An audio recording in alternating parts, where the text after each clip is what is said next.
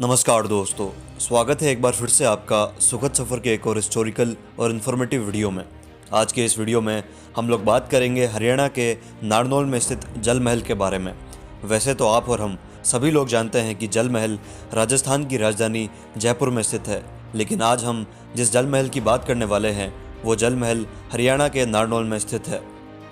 जैसा कि नाम से पता चलता है, जल महल एक महल है जो चारों ओर से जल से घिरा हुआ है।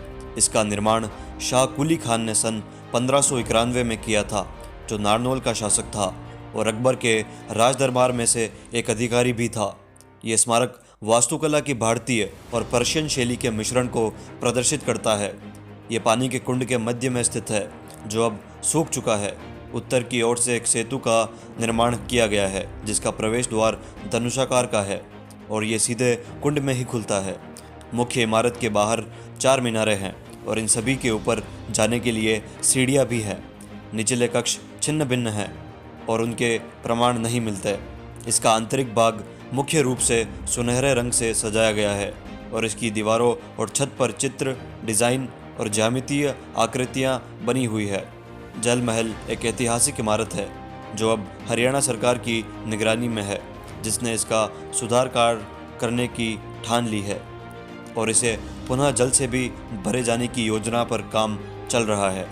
इसकी एक और ख़ास बात यह है कि सूर्यास्त के समय यह जल महल सूरज की ढलती किरणों से पूर्ण रूप से स्वर्ण सा प्रतीत होता है।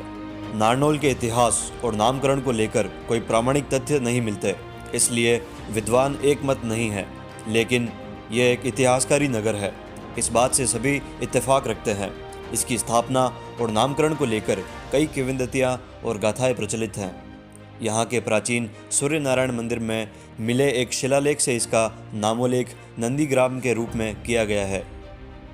भागवत पुराण में भी नंदीग्राम का जिक्र है, इसलिए इस नगर को द्वापरकालीन भी कहा जाता है। पौराणिक गाथाओं के अनुसार नारनौल नगर महाभारत काल नरराष्ट्र के रूप में किया जाता था। यह भी प्रचलित है कि यह इलाका पहले भारी जंगल से ढका हुआ था और शेरों का ठिकाना भी था। जंगल साफ करके यहाँ नगर बसाया गया, इसलिए इसका नाम नाहल रोड रखा गया, जो कालांतर में नारनौल हो गया। एक मान्यता ये भी है कि करीब 1000 वर्ष पूर्व दिल्ली के शासक अनंगपाल तंवर के रिश्तेदार राजा नूनकरण ने इस नगर को आबाद किया। राजा नूनकरण के समय नारनौल एक व्यापारिक केंद्र के रूप में जाना जाता था।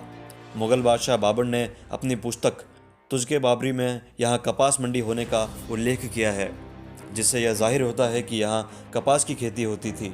बाबर ने यहाँ के बाज़ारों का चर्चा गुदड़ी के नाम से किया है। 12वीं शताब्दी के पहले 2 शासक यहाँ राजपूतों का ही शासन था।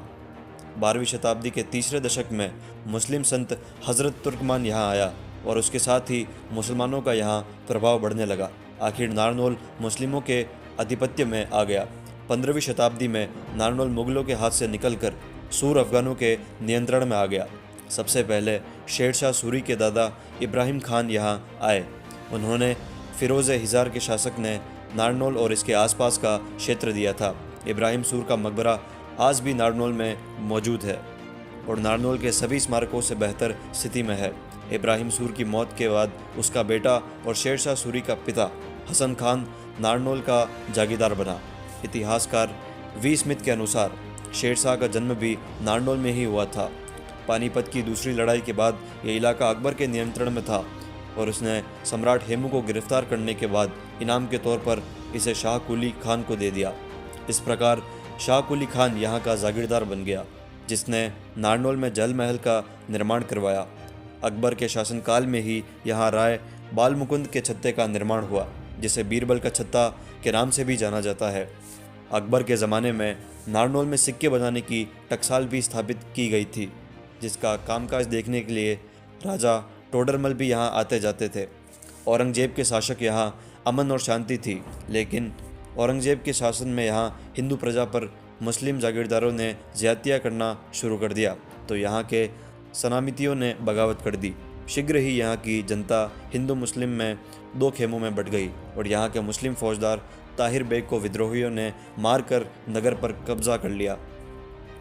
औरंगजेब की मौत के बाद नारनौल पर जयपुर के राजपूतों ने कब्जा कर लिया, लेकिन वह अधिक दिन नहीं रह सके।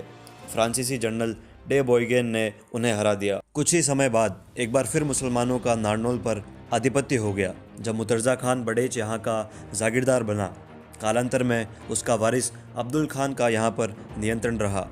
अब्दुल रहमान झज्जर का नवाब था जिसने 1857 में ब्रिटिश शासक के खिलाफ विद्रोह में भाग लिया था। प्रथम स्वतंत्रता संग्राम के बाद अंग्रेज़ों ने नारनौल को पटियाला के राजा नरेंद्र सिंह को दे दिया था। नरेंद्र सिंह ने इस युद्ध में ब्रिटिश सेना की मदद की थी। तो दोस्तों, हमें कमेंट करके बताइए कि इस वीडियो में आपको जानकारी कैसी लगी, और आगे भी इसी प्रकार की ट्रैवल इन्फॉर्मेटिव वीडियोस देखते रहने के लिए हमारे YouTube चैनल सुखद सफ़र को ज़रूर सब्सक्राइब करें।